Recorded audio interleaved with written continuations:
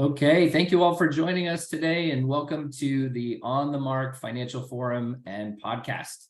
We're going to have a great session today with my good friend Anthony Davenport, who I've known since high school. We go way back. And for those of you who are watching, we would love for you guys to take a photo, post it on social and tag us. And when you do that, we will enter you to win a copy of Anthony's best-selling book called Your Score. So Anthony, would love to see you on the screen here and introduce yourself and tell us what you do. Yeah, thanks, Mark. This is so much fun to do this with you always. I always say that a good old friend is someone who I've known since before my beard was gray. But with you, I can say I've known you since before I could grow a beard at all. So, Well, so thanks for having me on. I started real young, so exactly. So yeah, we started our business in the most unusual of circumstances. I was a loan officer, not nearly the level that you are, but I did okay. And when the real estate crash happened, I lost everything. And I realized that if someone like me with an excellent credit score and, good money in the bank could lose everything, it was going to happen to many other people. And I happen to know a lot about credit at the time. So shortly thereafter in 2010, I started Regal Credit Management, and we're now an Inc. 5000 fastest growing company. Amazing. And you guys are operating in cities all over the world now, right? I see an image of a building in London. So you guys are now expanded over to Europe as well. Yeah, people don't believe it, but it's the same system and the same game in many parts of the world. So we're in New York, LA, and London now. Amazing. Well, good for you. You guys have done a great job and you do some amazing things that we'll tap into your expertise on. So I wanted to start today's session a little different than others that we've done, because I think there's a lot of credit myths out there that we've got to bust. And so I'm going to ask you for a one-word answer, true or false. Okay, I'm going to read you some questions. So credit bureaus are nonprofit organizations whose mission is to serve public interest. True or false? That is false. Ah, interesting. Credit scores are identical on consumer and mortgage types of reports. So if a consumer runs their own report versus one that a mortgage lender might run. Ooh, that's extremely false. Extremely false. Okay. You have 45 days to run multiple inquiries for mortgages from the time that you run the first one, and the credit bureaus will treat it as one inquiry. True. True. So I think people get very nervous about running their credit often. So we'll talk more about that later. Paying off collections and charge-offs improves your credit in the short term. Ooh, false. False. That's a big misconception. Large delinquent balances. So if you have a past due balance of, let's say, $1,000 versus a copay from your doctor that was reported late of $10, the large balance affects your score more than the smaller balance because it's not as much money. False. False. Another big myth. Credit bureaus update their records in real time. False. Very false. If you co-sign and the primary account holder makes a late payment, it won't affect your score because it's not your account. Oh, false. False. Don't ever co-sign people, please. When you have limited credit history, your credit score moves more significantly with every action or change in the account. Oh, that's true. That's true. Not using any credit activity gives you a better score because you don't need to borrow money. False. False. Using services such as LifeLock protects your credit and identity. I hate that one. That's false. That is as false as it gets. And we're going to talk a little bit later about one of the services that Anthony's company provides, which you'll see why it's very, very different than companies like LifeLock. So thank you, Anthony. You've passed, I think, but you're the one giving the answers and the expert. So you'll have to grade yourself. But from my knowledge, I think you answered all those correctly, and hopefully we've given people some insight into a lot of the credit myths that are out there. I think people really don't understand how the system works, how it's set up, how certain things are judged, so we're going to go through some details. But I thought maybe we could start with just an explanation of how the system works, the 3 credit bureaus, what they do, and how they operate. Yeah, that's great. Go for it. Tell us your thoughts on how that works. Yeah, so the 3 credit bureaus, they call themselves bureaus because it makes them sound more governmental, but they're very much for-profit institutions. And because of lobbyists, they have all these special abilities that they really shouldn't. So when you turned 18, which was a few years after we had met, did you get a letter in the mail that said, "Hey, Mark, this is TransUnion. We'd like to collect information on you and then sell it. And are you okay with that?" I don't remember getting that letter. No. You didn't get that letter. Neither did any of us. But essentially, the 3 bureaus are allowed to do exactly that, whether we ask them to or not. And what people don't realize is that, let's say you subscribe to credit monitoring through one of them, you're not really the paying customer that they care about. They make the overwhelming majority of their money off of collecting information and then selling it about you. So you are essentially the product. They are collecting and selling data on you, and that's how they make their money. Right. So you have to think about everything we're going to state after this is going to put that in context, that you're the product. You are the chicken in the buckets. If this is KFC, they really don't care about you and what you have to say, because you're literally just going in the oven. Yeah, well, you're basically their data that they use to be able to sell to other firms to tell them, hey, this person's interested in doing X, Y, and Z. So one of the big hot topics in the mortgage industry right now is exactly what you talked about. It's what we call in the industry a trigger lead. So one of the applications of what Anthony just mentioned is when a lender runs a formal credit report, the credit bureaus sell that information that, hey, this person over here, hey, they just ran their credit. Right? They sell that, from what I've heard from the lobbyist organizations who are really fighting hard to get rid of this issue in our industry. They can sell that to up to 12 additional creditors. And each 12 can basically now has the right to harass you. And so I was actually listening to another podcast about this, and it was another lender that I know through the industry who was saying that they tested it on one of their employees, who was going to be applying for a loan with them. And so they ran the credit just to see what happened, and they counted the number of inquiries that they got. With all of the technology that exists now to do automated emails and robocalls and texting and all these things, this poor girl got 147 solicitations in 1 week, just by running her credit with her own company for her own mortgage.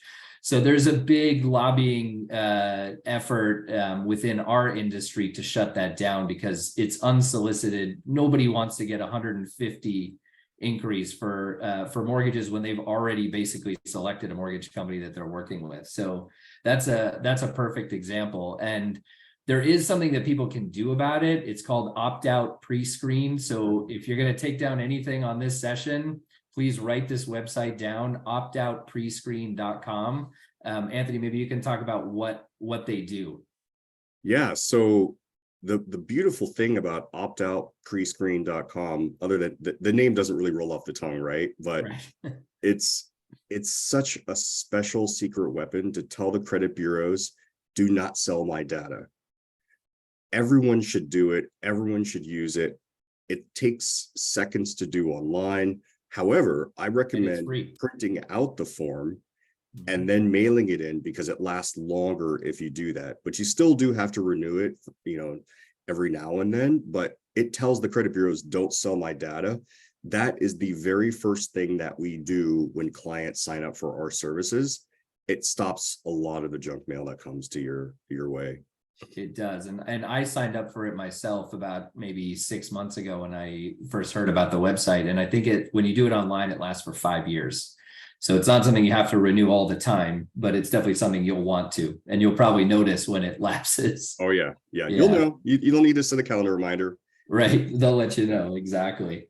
So that's an interesting piece of what's going on in our industry, and I'm sure it applies to any type of credit. So if you open a credit card, they're probably, again, selling that information. So sometimes we get clients who call us and say, all of a sudden I'm getting all these solicitations. Did you sell my information? No, we did not. It certainly wouldn't be in our best interest to connect you with 150 times with people who do the same thing that we do. Yeah. But it's an interesting thing and a pretty easy solution. So again, optoutprescreen.com. It's free. It's very easy. It literally took me 30 seconds to sign up. I signed up everyone in my family that has an email address and a social, and so far it's been crickets, which is great. So I want to also talk about like the different components of a credit score and maybe how much each one affects the score itself, because I think there's a lot of misconceptions about that, especially when it comes to inquiries and how much the inquiries affect the score. So maybe you can give us an overview of the different components and how much of an impact they have on a score. Yeah. So the biggest impact to your credit score is going to be your payment history. Simply put, whether you pay your bills on time. But that's only 35% of your score. So the other 65% has absolutely, positively nothing to do with whether you pay your bills on time, which is shocking. Yeah. But when people fall into financial difficulty, like right now, there's a writer's strike impacting a lot of people in Hollywood. I always say to them, focus on the 65% that you can control if you can't control that 35%. But then the next biggest chunk is the part that causes the most, like it has the most misconceptions and it's misunderstood more than anything. 30% comes down to your credit card debt, essentially. So the funky thing about this is they're not looking at your total lines of credit altogether, because that would make sense. They can't do that. So let's say you have, $50,000 worth of outstanding credit on your credit cards. It doesn't matter how that breakdown is looked at in terms of the limits. They look at it per card. So you could have a card with a $10,000 limit and no balance, and then you could have a store credit card with a $500 limit and have $500 on it. And now you are perceived as a huge credit risk, and it impacts your credit almost as much as if you missed a payment altogether. Right. But if you had that same $500 debt on the $10,000 card, it would be a different story. Exactly right. So it doesn't make sense, but they're looking at signs of financial distress. And they say that if you're maxed out on a card or close, you're utilizing, too much of it, that you're now going to be viewed as likely of defaulting. But it's ridiculous. But that's a huge part. And then the other components don't matter quite as much. 15% matters about the length of the credit history that you have. They want to know that you're not new to this credit game. I always, in my seminars, I say it's like your friendships. People who've known you for a year, they can vouch for you, and it matters a bit. But someone who's known you since before you were chubby, old, and gray, like Mark, that carries. You know me before I got chubby, man. So that matters a whole lot more. And it's the same thing with your creditors. So they want to see that you've had it for a long time. 10%, they also want to see just a variety of credit. They want to see that you can handle a mortgage, an auto loan, a credit card, maybe like an installment loan, like a student loan. They like to see a variety of different types of credit. And then the final 10% is usually the part that keeps people up at night that shouldn't, which is the inquiries. They really don't weigh in that much. I've never looked at someone's credit file and said, oh, the things that's impacting your credit the most in a negative way are your inquiries. And as you mentioned earlier, you could apply for something like a mortgage with an unlimited number of banks over a 45-day time period. They lump that into just one inquiry, which typically impacts someone's score by 0 to 2 points. Right. I mean, I always tell clients when they ask me about that, I said the wind could be blowing in a different direction. It'll affect you more than the inquiry will, Yeah. because so correct me if I'm wrong, but most creditors update their records once a month when the statement is issued. Is that accurate? So mostly, so they update it typically about every 30 days, but it's really up to them to decide to do it, and they have to pay each time they do it. So it could be as long as 45 days, but it's not necessarily when the statement's issued. They each have their own date that they report to the credit bureaus. And in some cases, it changes per person, because I think it's Discover will let you pick what date that you want to have to pay your balance or whatever. So they typically pick it, and you could call them and ask them, what day do you report to the credit bureaus, to find out for sure. Right. Okay. And we do have a question coming in, but we will definitely get to that, all the questions at the end. So thank you for posting that. We'll definitely get to that. Yeah, and it's just interesting. There's so many misconceptions about how the whole system works. But while we're talking about inquiries, what about like quote unquote soft inquiry? People talk about hard versus soft inquiries. Can you explain the difference and include like a consumer inquiry in there, and talk about which ones affect this score, technically speaking, that 10%, and which ones don't? Yeah, so the hard inquiries are the ones that count towards this 10%, but that's going to be when you actually apply for financing or credit of some type. So when you apply for a mortgage, when you apply for a credit card, when you apply for a student loan, those each count as inquiries, hard inquiries. But if you're just looking to pull your credit from like Equifax or TransUnion or some sort of credit monitoring service, LifeLock, if you have to throw them in, if you pull it from them, it counts as a soft inquiry, which means it doesn't actually impact your credit at all. But there's a pretty not so friendly explanation of why those inquiries don't count. Let's see. Tell us, please. Well, that's because those aren't real credit reports, as you alluded to in your true false. So right. Exactly. I would love for you to expand on that, because a lot of people think, oh, I'm pulling my credit. It's the same as what mortgage reports are. Maybe you can talk about what the differences are between a consumer report that somebody can pull for themselves and what a mortgage lender, for example, or a creditor might pull on their end. I know this is almost criminal, and I was really pressured when I was creating my book, because I wanted to show an example of how a real credit report is laid out, the one that you get as a banker versus what people see as a consumer. And the credit bureaus are like, we don't want you to do that. And I went to the lawyers at my publisher and said, can they block me? And they're like, no. I said, well, then let's do it. So what page is it on? Yeah, exactly. Right. So I'm sure that everyone remembers these commercials from a few years back where they show someone who confidently walks into like an auto buying place and is like, I know my score. I know that I have the best score out there. So give me the best rate and I want everything you got. And the credit bureaus actually paid fines of $15 million a piece for ads like that, because they were advertising that the reports that you buy from them are the same as that they provide to the banks. And the biggest difference between them is, for one thing, what lenders get is a report that goes back 7 years. These consumer reports only go back 2 years. And in many cases, they're not using the real score that matters. The only score that matters is a FICO score, FICO. If you see any other sort of score that's included in that, it's a Mickey Mouse number. Can you give us some examples of ones, like the names of other ones that you've heard? Because I think people So see these, they don't really know what it is. Yeah, if you read the fine print for some of the credit bureaus, for example, they're like, well, this is not really a FICO score. It's like a Vantage score, which is like some sort of approximation of their own, or they call it like Intella score or TransUnion score or something like that. Look at the fine print and see if they're actually providing a FICO score. But now there's another issue to keep in mind, which is a lot of people will get their FICO score for free from their credit card company or whatever. The problem again is that those FICO scores are calculated on incorrect data. They're looking at that consumer report, which only goes back 2 years, to then generate a number. So you can't rely on that number at all either.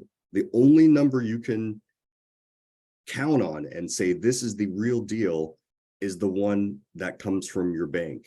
But Mark, can you tell them the problem with getting that? The problem with getting the one for the bank? Yeah. Well, it depends. So if you do, we have the option now to do soft pulls as well as hard inquiries. When you apply for a loan on a specific property, a hard inquiry is unavoidable. You have to do it because it's required for underwriting purposes, but a soft pull can now be done as well, where if we know that there's no issues with the profile, we'll run that and it gives us enough information to confirm that, it's a viable loan. So, but if you run a hard inquiry, what happens is now you get the solicitation. So does that not happen with consumer reports? Do they not sell that? Like if somebody runs their own report, can the credit bureaus not sell that information that somebody's running their own report and maybe inquiring about some sort of debt in the future? Yeah, no, if they're only doing a soft inquiry, it's not going to trigger that whole thing to sell the information. I think it's amazing that you have the ability as a bank to say, hey, we can take a look and give you like a pre-qual on that, because I haven't heard of any other mortgage lender that can do that. So that's huge. Yeah, there's a move within the industry, but I think we're one of the first. Don't quote me on that, but one of the few, let's just say, because when you call a retail bank, they're basically like robots. They say, oh, my checkbox says I need to run a formal credit report, and they do it. And then you get all the solicitations because they're not really thinking about the implications of what they're doing. That's really the reason we offer the soft pull, is because of that, to try to help our clients avoid that. We tell them about the opt-out pre-screen while we're getting their authorization to pull the soft pull, because there is a little bit of lead time. I think it's something like 5 to 7 days before it actually shuts down some of these offers. But so I want to move on a little bit to, what does the ideal credit profile look like? So you talk about all the different components. So how do you build a profile that will give you a high score? Well, I mean, we all learned about it in school, didn't we? Or from our parents, what the perfect credit profile looks like? Absolutely not. We learned about it from this podcast, this moment right now. Let's hear it. Exactly. So, all right, this is the secret sauce in my book. Now they hardly need to read the book, but we'll make sure that there's plenty of reasons they need to read it. There's a whole lot more. So essentially, the perfect credit profile looks like this.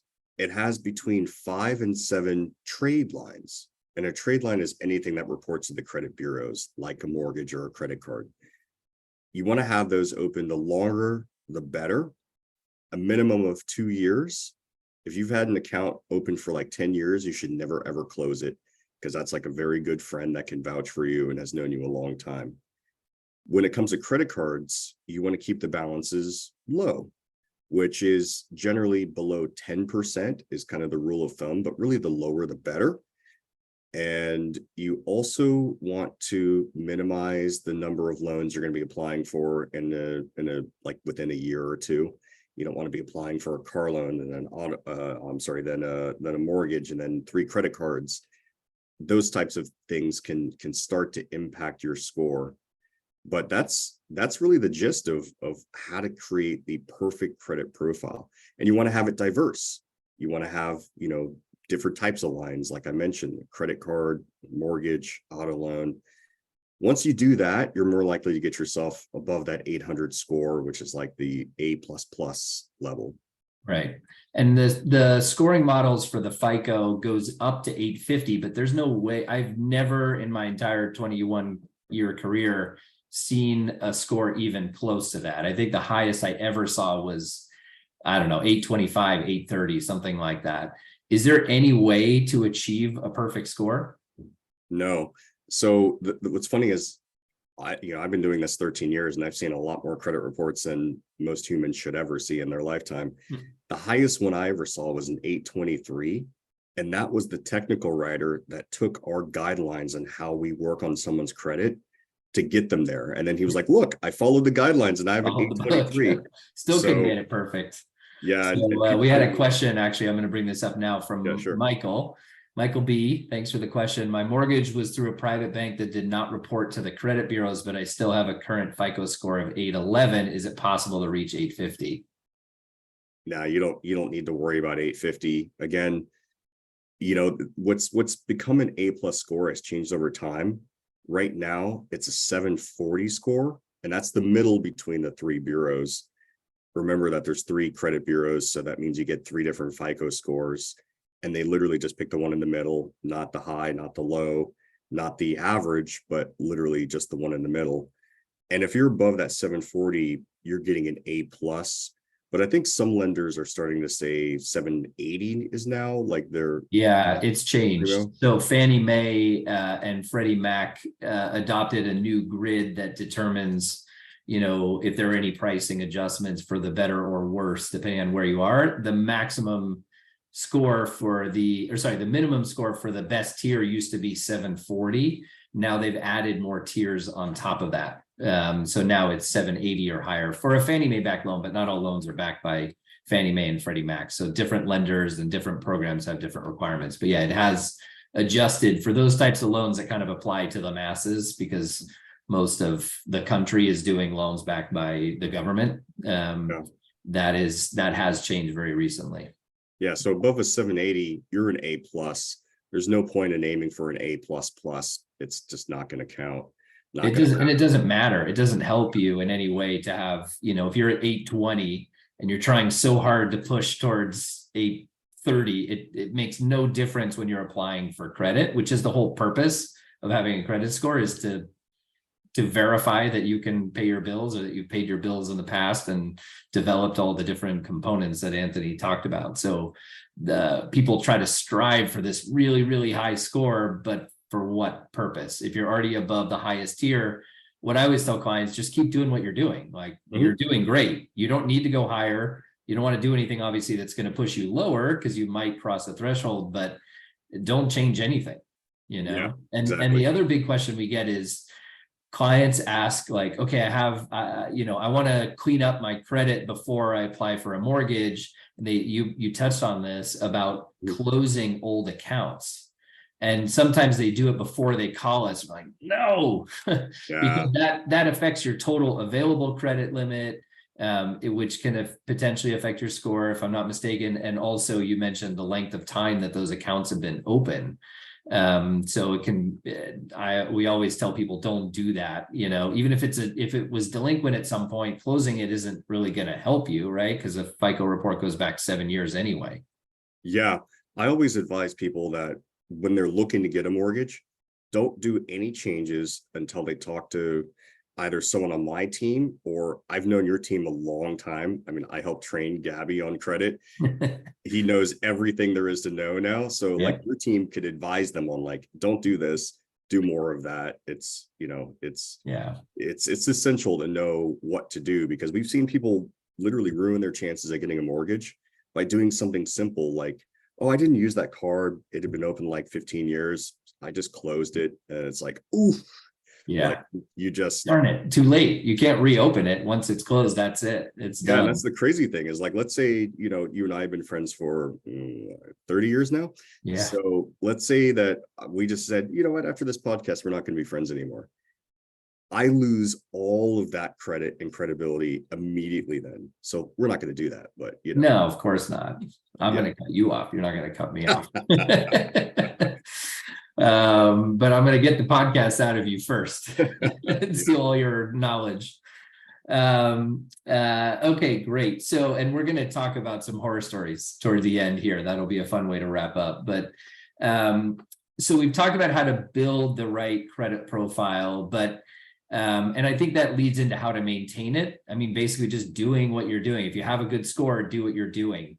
If you don't have a good score, or you have some issues in the past that you want to work on, what can people do? Like, can they engage someone like yourself and your team? Should they go to the bureaus directly if they see some mistakes on their reports? Like, what can you do to kind of fix some things if you have some lead time and you're not applying for a mortgage, because you do not want to be doing this while you're applying for a mortgage? Yeah, we always tell people know where you stand.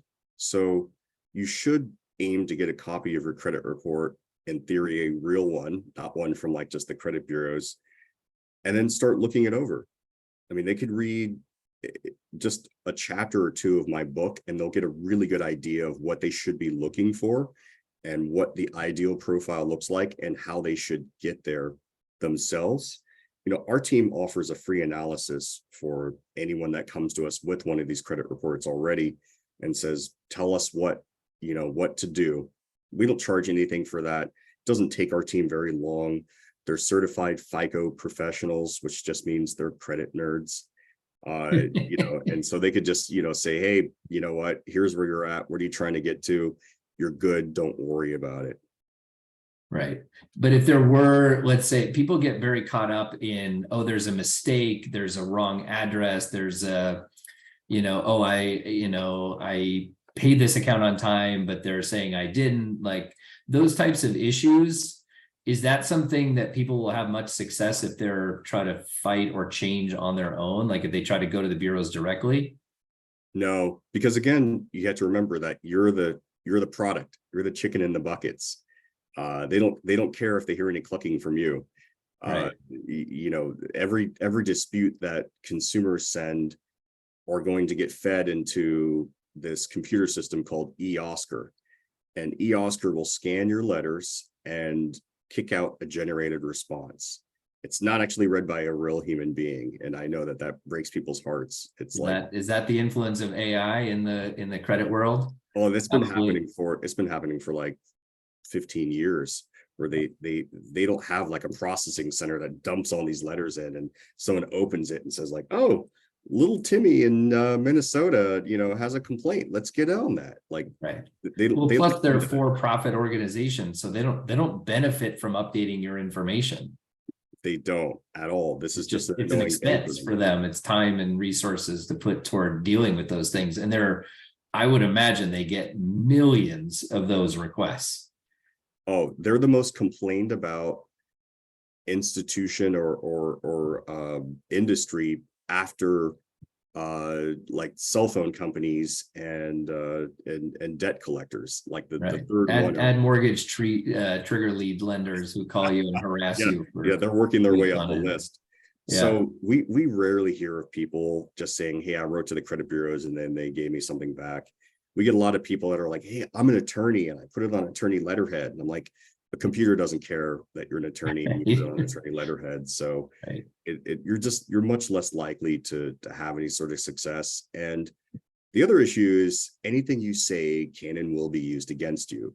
So and this is one of the big mistakes people make before they come to us, they say, well, I already wrote to them and I told them that, I was late, but it was because I was in the hospital or this or that. And it's like, nope, you just admitted guilt.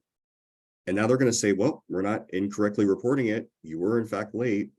Doesn't matter the reason, whether you're going through a divorce or an illness or whatever the case may be. They're going to say you had to pay it on time and you knew when it was due. So you never want to write to them and just admit guilt, because the computer will notate it as this person said they did it. So ignore anything that comes after that. Right. Yeah. And I think people have the impression that when they write a letter that a human's going to read it and feel bad for them or try to address the situation. It just doesn't happen. So there are, a lot of credit repair, credit restoration companies out there, but maybe you can talk about the differences between the good ones like yours, Regal, and some of the kind of fly by night other ones that will just, not really do much of a service, but be happy to collect a fee. Yeah, I've known many people in the industry throughout time, and there's a lot of good people that help one another. When I first started this business, people didn't know that credit repair existed, or they were like, that sounds illegal, or what is this? But there's a lot of reputable people out there, and the industry has gotten significantly better. We share a lot more information. There's conferences to learn how to do this in the right way. And I'll tell you without a doubt, the easiest way to tell who is a good company from who is a bad company is if before you sign up with their service, they require a consultation with someone on their team. And that consultation should not cost any money whatsoever. Without a doubt, everyone I know that operates on like a legal, ethical, let me see if I can help you sort of manner, those are the reputable ones, because they will turn away the ones that aren't going to make any money. If they have like an online enrollment that just says, come and sign up no matter what, and it's all, before you speak to a human, that's a company that can't do much for you because they don't care. They're just like, hey, we'll take it on, and if we can get something, we can get something, and if not, we don't. Right. And they'll just send a letter and say, and which is the same thing that people could do on their own, charge you a fee and really not get anywhere because it's a computer reading it anyway. Yeah, they need to have connections with the credit bureaus. They need to understand the laws. They need to be able to say, hey, this is the flaw in your automated e-Oscar system. It didn't look at this, and it's required to look at this. And it's required to look at this within X number of days and in this way and prove it. And it's, how we get credit repair done is not very sexy at all. They're never going to make a reality show about repairing credit, because it's literally just looking at the different statutes and the laws and saying, okay, well, Fair Credit Reporting Act section 602 says you must do this, and you didn't do that, so therefore you must remove it. Right. Well, and that's kind of an important point right there, is that if you know what the laws are, you can make a claim through a company like yours, for example, that where you can have a legitimate reason to force them to remove a delinquency because they haven't followed the rules, right? They're required by law to do that. If they don't follow the rules, they have to remove the delinquency, correct? Yeah, that's exactly right. Yeah. So a lot of these companies who have people that just say, hey, my job at the restaurant isn't going so well, I want to do credit repair, and on day one they're sending letters but not really have any knowledge of what they're doing. And it's very similar in the mortgage industry. Unfortunately, for both of our industries, I think we are the exception to the rule, but there's a very low bar. It's kind of embarrassing. I'll speak for my industry. There's not a lot of people that understand finance and credit and all these important aspects, and I'm sure there's plenty of people in your industry where there may not be. Is there a licensing requirement? Like on my end, we have to pass tests and everything, so you have to be in the industry for a while before you know these things. But is there any entry requirement, or could Nope. my dog Nothing. call you up and say, hey Anthony, this is Ginger the bulldog calling, I need a job? I know you wouldn't hire, but there are companies that would do that, right? Oh, they absolutely do. Yeah, I mean, there's a lot of, when the real estate crash happened and was impacting people's credit, there were a lot of like used car salespeople that got into the business. A lot of mortgage people who got into it because they were just like, hey, there's literally no bar for entry here. It's just you have to abide by what's called the Credit Repair Organizations Act. And most of them didn't even bother to pay attention to that. They didn't even read it. Right. Yeah, well, that makes a lot of sense. And in the mortgage industry, there didn't used to be a licensing requirement, but now there is. There's background checks, fingerprints, like all of the above. They wanted to make sure that people that really didn't belong advising on financial matters weren't able to do so, but I don't think that's spilled over into the credit world. No, not at all. Yeah. Not at all. It's the wild, wild west. Right. So then shifting to the third kind of tier of this. So how does somebody, like, okay, you've built this great credit profile, you're continuing to maintain it over time, but there's still things that can happen that are out of your control, like hacks, identity theft, all those types of things that can really have a major impact on you. So I want to get your opinion on how people can actually protect not just their credit, but their identity in general.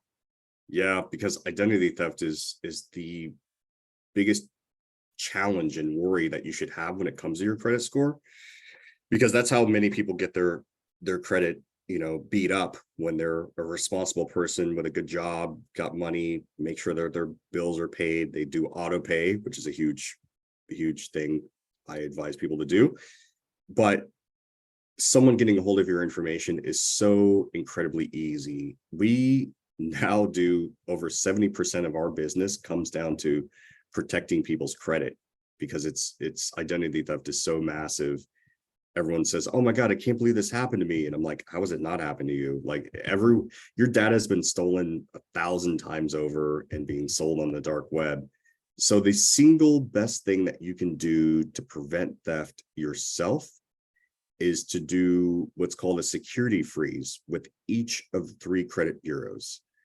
Now, it's a simple 23-step process when you want to freeze and unfreeze your credit. Well, But it's that qualifies them to call themselves a bureau, like they are part of the government, even though they're not. The 23 simple steps. yeah, well, they want to make it intentionally difficult, and they don't, the bureaus don't cooperate from, between one another.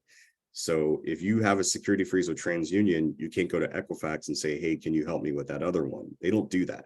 They do that with fraud alerts, which don't do anything, but they don't do that with security freezes. So you have to go through each credit bureau's independent processes when you want to freeze or unfreeze your credit. And they want to make it a pain because guess what?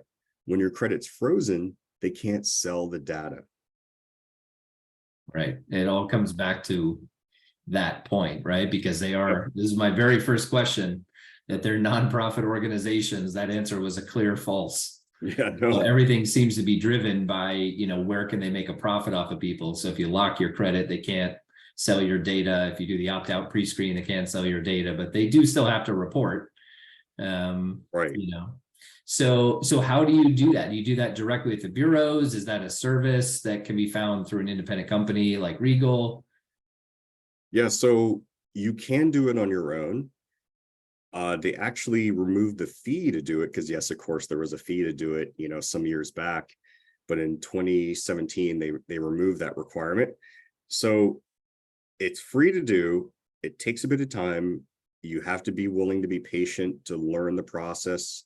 Know that you're not going to be sitting at an auto dealership and you forgot to unfreeze it, and know that you can do it right then and there. It's going to take time, but you absolutely can do it. You should do it, combining that with opt-out pre-screen, and you're really good to go. But if you want to pay for a service, honestly, I created that as a service because, I work with a lot of the rich and famous people out there in the sports and entertainment world. And when we figured out that security freezes were the thing to do, I handed the process to one of these, business managers who looks after these very wealthy clients. And they were like, we're not going to do that. Like, that's liability. It's a headache. It's a process. Like, why don't we just pay you to do it? So I created that as a service. And now we're working on making it into a mobile application. And we've just been, kissing as many of the people we know in the credit bureaus to allow us to do it, because they don't want to make it easy to do that. They really don't. And they don't want to create opportunities for outside companies to be able to control things, because then again, it limits their ability to sell data. So they have no vested interest in laying out a red carpet for people like you, or for consumers for that matter. So so these services like Credit Karma, LifeLock, like what do they do? Like Credit Karma, I think, is more of a reporting site, but LifeLock, like that's a big one. They do a lot of advertising. Oh, we'll lock down your credit and we'll insure you up to $1 million or whatever they make these claims on. But can you tell us why those are kind of bogus? Yeah, it's because they're all designed to notify you after theft happens, and then it's up to you to clean it up. So imagine an alarm system that's always delayed. It's not in real time. It's not like, someone applies for credit right then in your name, and then instantly, bing, you get a notification. It's up to the credit bureaus to then relay that information. And there's a delay. Sometimes the delay is a couple days. But even then, once you're notified, hey, was this you? No, it wasn't me. And then they're like, okay, well, now you got to go and deal with it. The commercials make it look like, oh, we'll get on it. We have a team of lawyers sitting around a desk that's going to deal with this for you. But the reality is the credit bureaus, as well as LifeLock, have paid fines for falsely advertising that credit monitoring will protect you and that they will help you recover after the theft happens to you. LifeLock, in fact, paid a fine of $100 million, the biggest in in history for falsely advertising that they prevent theft and that they help you recover it because it was a second time offense. Oh, and they also added an extra amount to it because they weren't adequately protecting consumer data, which is kind of a problem when you're giving them your social security number, dates of birth, credit card numbers, and all that sort of stuff. So they were having their own data breach with all the information that you're giving to them when they're supposed to LifeLock your credit. Yeah. So, I mean, $100 million fine. That's not just like a, hey, you did wrong, you need to pay up. That's like, we're going to make this like, this is significant. We're sending a message. You really need to pay and suffer the harm of this. But it didn't really impact them a whole lot. They sold for like $2 billion not long after that. But they still offer the same thing. It's only notifying you after the theft happens. Get a security freeze. If you want to save on money, do it yourself. That's the best thing that you possibly could do. Score Sense, Credit Karma, all these other ones, they're all credit monitoring. They all do the exact same thing. They all buy their data from the 3 credit bureaus. So, it doesn't matter which one you go through, they're all doing the exact same thing. Right. And all getting the data after the event has already happened, when your house has already been robbed, maybe 2 days ago. Yeah, while you were exactly. enjoying your vacation. It may have happened, a while back. So here's your notification. Yeah, exactly. No, go Figure deal with it. Good luck. Yeah, exactly. And they're all the same. I mean, they're all these companies are out there to make a profit, right? And the data can't really be in real time. There's probably too many data points to get from the inquiry to the bureaus, to the Credit Karma or Score Sense or LifeLock, and then to the consumer to actually block a real-time inquiry for credit.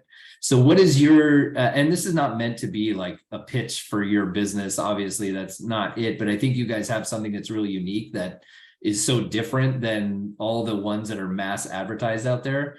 But like, what does your service do? It basically locks down people's ability to even run your credit, right?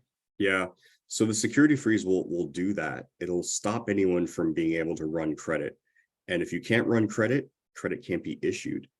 So like, you can do a pre-qualification based on soft credit pulls, but you can't actually give the loan until the credit is pulled. And every major lender is going to be the exact same way, whether it's for a credit card, a student loan, auto loan, whatever the case may be. So in addition to that, we opt them out of getting those pre-screened mailers and calls and things like that. We register them on donotcall.gov, because that says if they weren't already on there, it's like, hey, don't solicit me on my cell phones and phone numbers. Yeah. Then we also have certified FICO professionals that monitor the credit. So credit monitoring is useful to get an idea of where your score is moving. But one key thing I'll say is, if you're looking to sign up with a company, especially the free ones, you need to be looking to see how they're making their money off of you, because nothing is really free. Again, if it's free, you're the chicken in the buckets, you're the product, and you want to see how they're using that information. So someone like Credit Karma, it's a genius model. They're like, hey, we'll give you free credit monitoring, but they are literally selling every bit of data that they possibly can on you. And they're like, Right. tie in your bank accounts, tie in your all your assets and things like that, because then they can sell that information more accurately. In addition, to a lender who's getting that information, if you could, have some knowledge of the fact that, oh, this client not only is inquiring about a mortgage, but they actually have a good amount of money in a bank account. bingo. That's a more qualified lead. So they use that data to try to feed people in the mortgage industry who aren't getting their business from referrals, and they're just basically trying to cherry pick leads off of the credit bureau's activity. So I can see why that data would be important. Oh yeah. Yeah, but the concept is like, just think about like, okay, if they're not charging you for the service, obviously they're making money somehow, right? So you mentioned I love your chicken in a bucket example. You're basically feeding that engine to sell your information to someone else who then wants to harass you about whatever, mortgages or credit cards or, anything else. And maybe it's worth it for some people. They say, look, I'll take the harassment in order to get something for free. But in addition, our service also helps people recover from, we've identified 31 different flavors of identity theft. So that could be someone getting a hold of your credit or debit card, or someone that files, remember at the beginning of COVID, everyone was talking about, oh, they're filing unemployment insurance against me. Like, we deal with that stuff, or Yeah. filing Social Security We've seen benefits. one recently where clients have come to us and said, my tax returns are kind of on hold because somebody filed a fraudulent tax Yeah. return in Yeah. my name.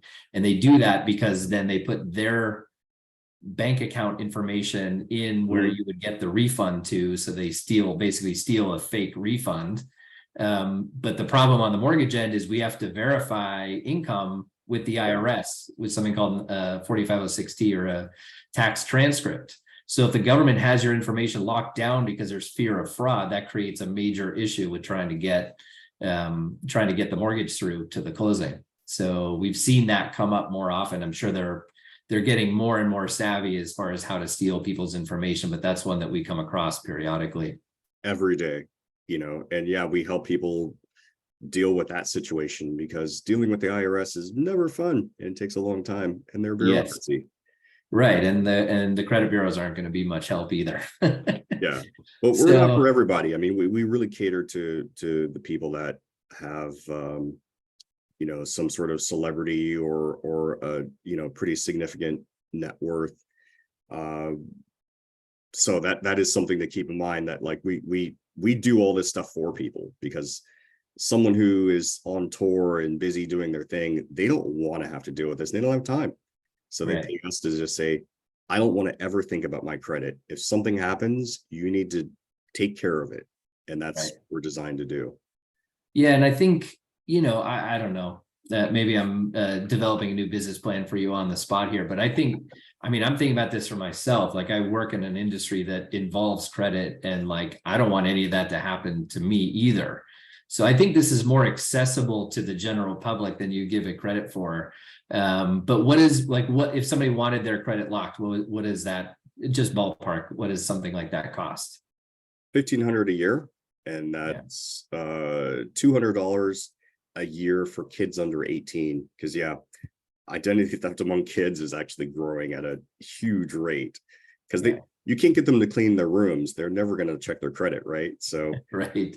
Wouldn't you even shouldn't, think to do that. yeah, you shouldn't be able to steal a kid's credit, but trust me, it's very easy. And their data can get sold as well. I signed my kids up on the opt-out pre-screen as well, because my 8-year-old son is getting solicitations for credit cards somehow. I'm not sure how or why, but I guess the reason is that his name and information and address is in the pool of data that is being sold.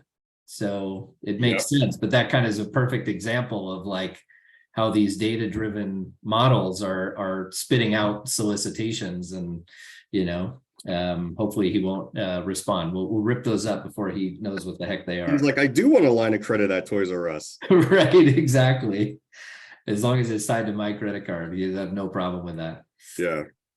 So one area we see that really can impact credit a lot is when people are either joining forces, let's say getting married, or if they're getting divorced. So maybe you can talk briefly about like what people should watch out for in those situations where they're sort of merging credit profiles and starting to do things jointly, or authorize user accounts.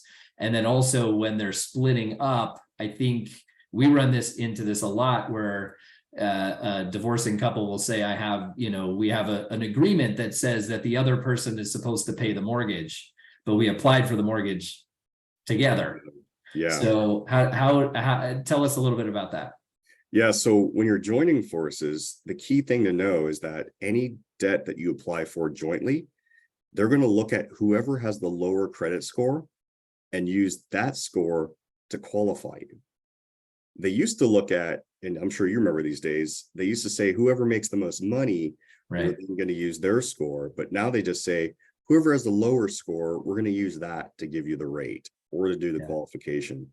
So a key thing to know before you get married, look at each other's credit reports, analyze it, or have a pro analyze it and say, what do we need to do to improve it? Because whoever's the weaker link is going to hold you down. Now, on the flip side, if things don't work out, there's a divorce decree that states who's responsible for what. The banks and the credit card companies do not care that things didn't work out with you.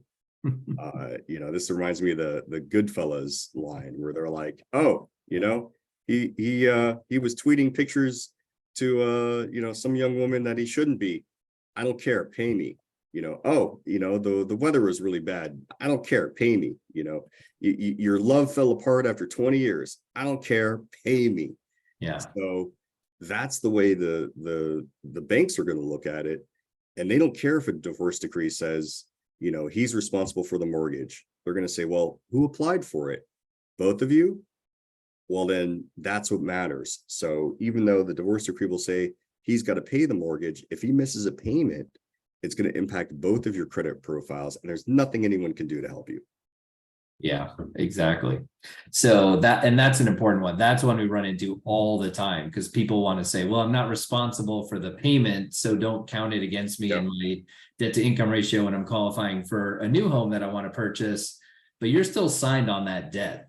Right. So, and there are ways we can work around it depending on the payment history of who's been making the payments for a period of time. But it gets tricky, and it sometimes is the difference between being able to, qualify for a loan or not. So that's an important one. Divorce in particular is one that we see comes up a lot for our clients. Not that we cater specifically to divorce clients, but it's just, divorce is an unfortunately common thing, and we do see those types of issues pop up often. So we're going to be running short on time here. So this is where the fun begins. So I want to hear the worst thing you've ever seen somebody do, and I'll share a story of my own as well. But what's the dumbest or worst thing you've seen somebody do to screw up their credit? I'll tell you, this is the most common one, which is when, they're applying for a mortgage and they are aware then of like, oh, hey, you got a collection on here. They pay it. And the reason why that impacts the score is because it on a credit report, when it comes to like how much something impacts your score and a collection in particular, it doesn't matter how long ago it happened. It doesn't matter the dollar amount, could be small or big. It doesn't matter whether it was a medical debt or a cable box you didn't return. The only thing that matters is when the credit bureaus last updated the information. And when you pay it, it updates the information.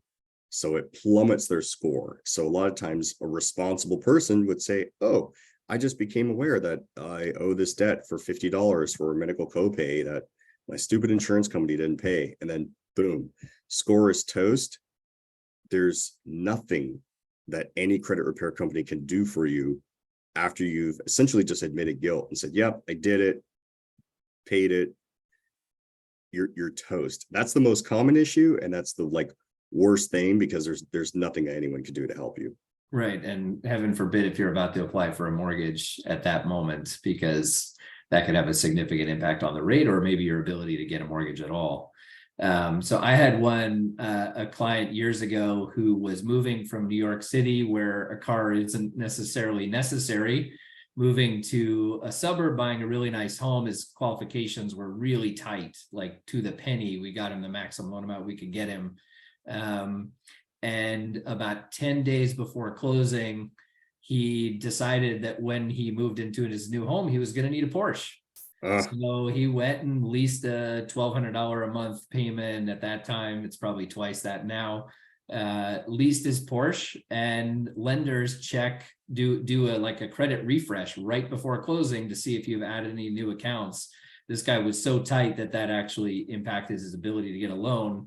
He ended up having to return the car, which had all sorts of fees and penalties and everything, because he was probably going to go back and lease it again after closing. But had he waited 10 days or whatever it was, 5 days before closing or after closing to do it, none of this would have ever been an issue. The guy clearly could afford the car, but qualifications are, when someone's self-employed, you look at tax returns, doesn't always show the full story. But that's my horror story. But we do have a couple of questions here that I wanted to make sure we get to before we wrap up. A question from Karen. When a company reports to you that their data has been breached and your information may have been compromised, they usually offer complimentary credit monitoring and identity restoration for 24 months. Is this something we should engage with? It's a great question. Yeah, typically they ask or they offer it for 12 to 24 months. Most common is 12. The reason they do that is because it's really cheap to do. They find that only about 3% of people who get that letter actually take them up on it. And again, credit monitoring isn't going to do anything for you. So if you get one of those notifications, let it serve as a reminder to freeze your credit.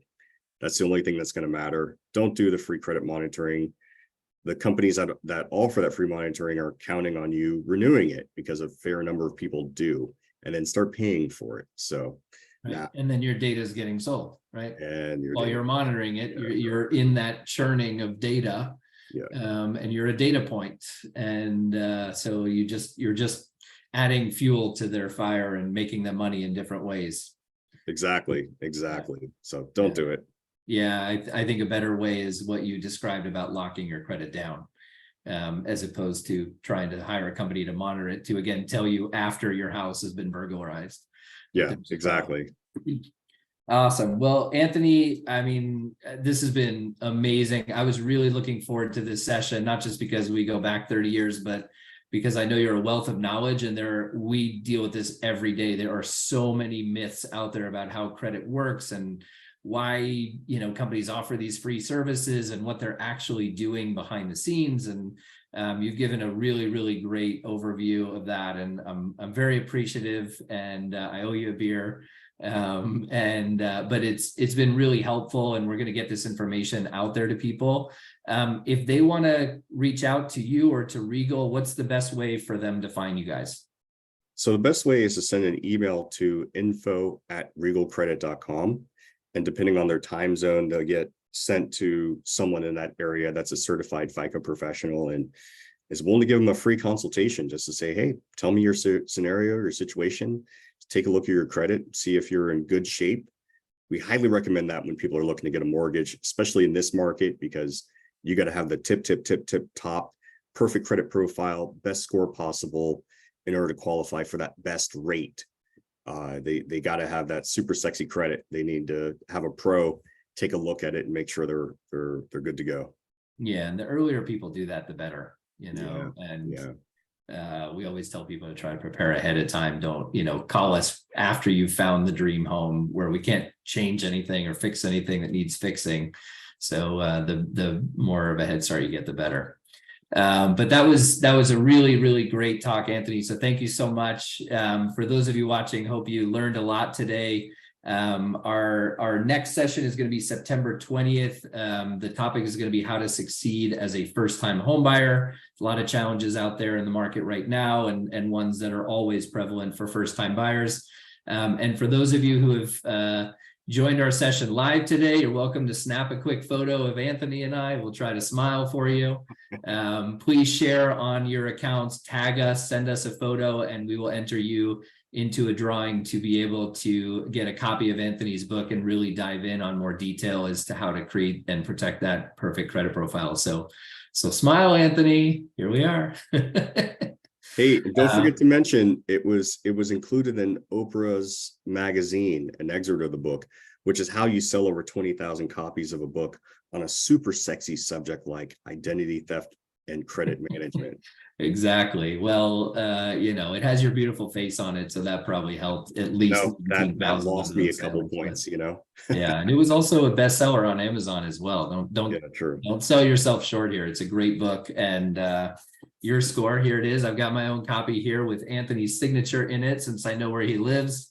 And thank you all again for joining us today. We hope to see you on the next session, and don't forget to share and tag us on your social accounts. Have a great day. Thanks for having me.